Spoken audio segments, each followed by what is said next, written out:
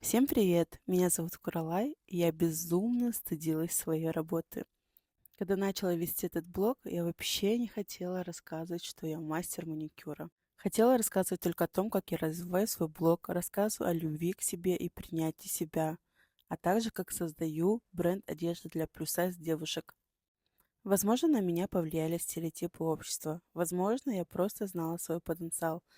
Но не приняв эту часть своей жизни, эту часть себя, я была бы нечестна с собой, а также с вами. Благодаря деньгам, заработанным на маникюре, я прожила самую лучшую молодость.